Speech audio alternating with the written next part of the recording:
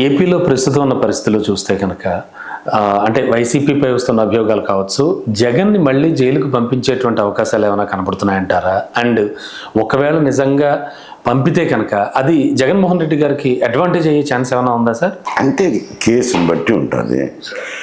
ఇప్పుడు ఇప్పటికే ఆయన మీద 14 కేసులో గతంలో ఉన్నట్టు విచారణకు వచ్చి ఉన్నాయి. సుప్రీంకోర్టు కూడా ఒక డైరెక్షన్ ఇచ్చింది, ఎందుకు విచారణ జాప్యం జరుగుతుంది, వెంటనే విచారణ చేయండి అని. అవి గతంలో వచ్చిన కేసులు, అవి ఒక ఇబ్బందికరమైన పరిస్థితి అతనికి ఉంది.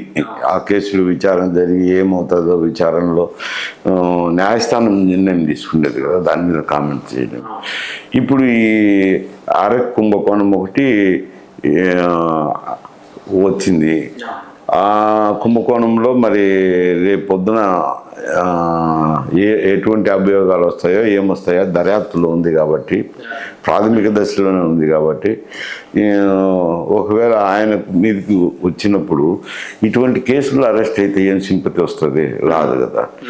అది కేసులను బట్టి ఉంటుంది. ఊరికి రాజకీయంగా చేస్తే గనక అరెస్టులు అప్పుడు సింపతి వస్తుంది. అంటే సామాన్య ప్రజలకి ఇంత డీప్గా తెలియదు కదా సార్. ఇప్పుడు పత్రికలు వచ్చినాయి, చదివే వాళ్ళు ఎక్కువైనారు, టీవీలు వచ్చినాయి, యూట్యూబ్లు వచ్చినాయి, రకరకాల ఛానళ్ళు ప్రజల్లోకి అందిస్తుంటారు. వారి యొక్క అభిప్రాయాలను ఏవేవో అందిస్తుంటారు. ప్రజలేం చైతన్యవంతులు లేండి.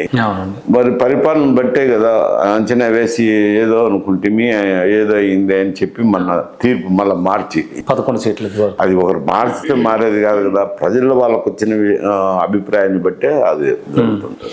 అంటే ప్రస్తుత పరిస్థితుల్లో కనుక కూటమి పాలన చూస్తూ అనుభవిస్తూ కూడా ప్రజలు ఒకవేళ జగన్మోహన్ రెడ్డి గారిని అరెస్ట్ చేస్తే కనుక అది ఖచ్చితంగా జగన్ ప్లస్ అయ్యే ఛాన్స్ ఏమన్నా?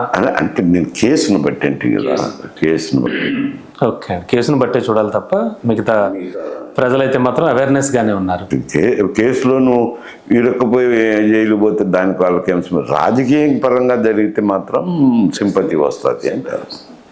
Okay sir, thank you sir, thank you so much.